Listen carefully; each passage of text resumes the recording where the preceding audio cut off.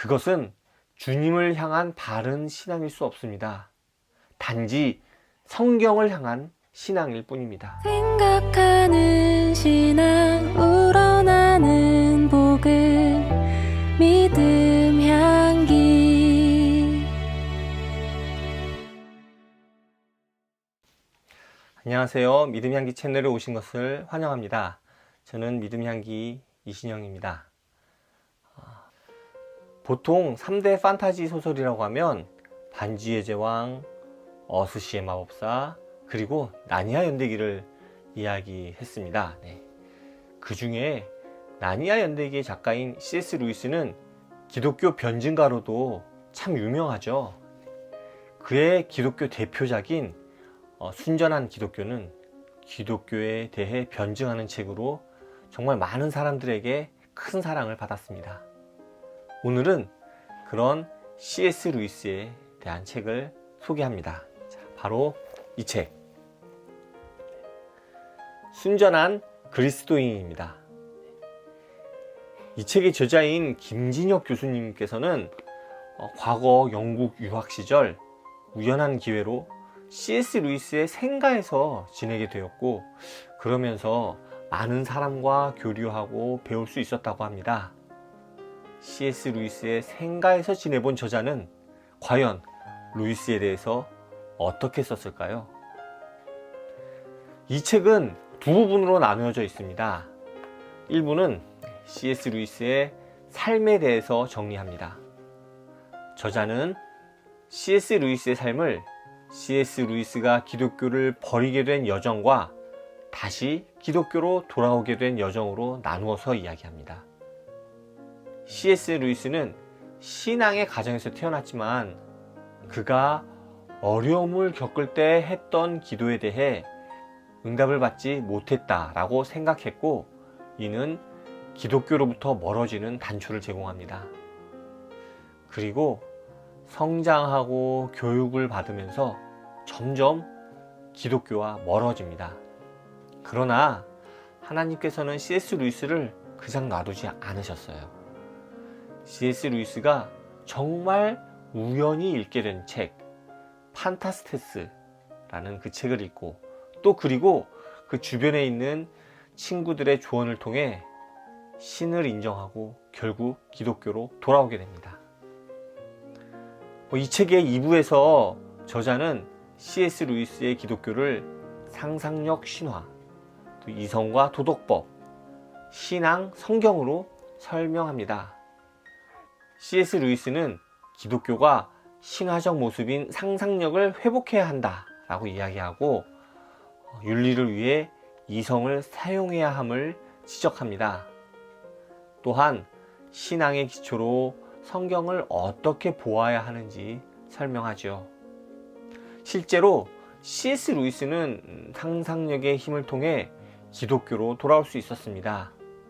그가 허황된 신화라고 폄하했던 기독교의 이야기를 상상력을 통해 사고를 확장해서 읽어낼 때 그 안에서 기독교의 참된 진리를 깨달을 수 있다고 이야기합니다. 또한 인간은 도덕법을 통해 이성을 찾음으로써 하나님의 뜻에 맞는 삶을 살아낼 수 있습니다. 그리고 성경을 읽어내는 것이 아니라 성경이 이야기하고 있는 바를 읽어낼 때 바른 신앙을 가질 수 있습니다. 이러한 C.S. 루이스의 기독교는 계몽 시대를 지나면서 탈주술화된 기독교를 다시 재주술화함으로써 기독교의 기본을 다시 찾을 수 있게 되길 기대하게 만듭니다. 저는 솔직히 C.S. 루이스에 대해서 그렇게 아주 잘 알지는 못합니다. 훌륭한 작가라고 생각을 하지만 그렇다고 아주 특별히 좋아하지는 않습니다.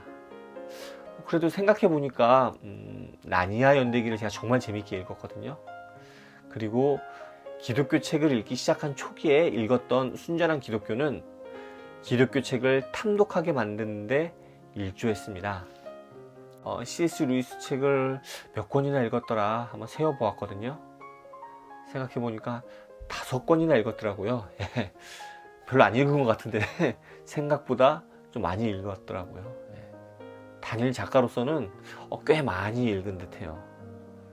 그런데 읽은 책들을 곰곰이 생각해보니 기독교 변증가라는 타이틀에 비해 논리적으로 변증한 책은 몇 권 없었어요.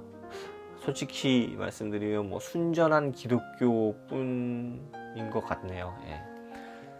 그 외에 제가 읽은 책은 판타지로 각색되거나 또 아니면 감정을 이렇게 막 드러내는 에세이 같은 책이었던 것 같아요.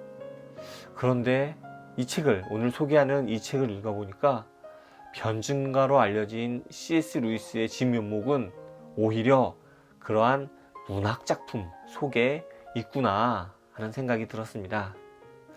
이성을 통해 논증하기보다는 상상력을 자극함으로써 기독교의 진리를 자연스럽게 깨닫게 하는 것이 매우 중요하구나 하는 생각이 들었습니다. 또한 책의 순서가 C.S. 루이스의 생애를 먼저 이야기하고 신학을 이야기하는데 여기에는 저자인 김준혁 교수님의 의도가 있다는 이야기를 좀 하시더라고요. 그것은 보통 우리가 신학을 살아낸다 라고 이야기하는데 그러한 기존의 통념을 뒤집어서 삶을 통해 신학이 형성되는 것을 보여주기 위해서 그렇게 구성했다라고 하시더라고요. 어느 정도 일리가 있다는 생각이 들었습니다. 하지만 그렇게 형성된 신학은 다시 삶을 변화시켜야 하지 않을까요? 네. 다시 삶을 변화시키지 못하는 신학은 죽은 신학이 아닐까라는 생각도 합니다.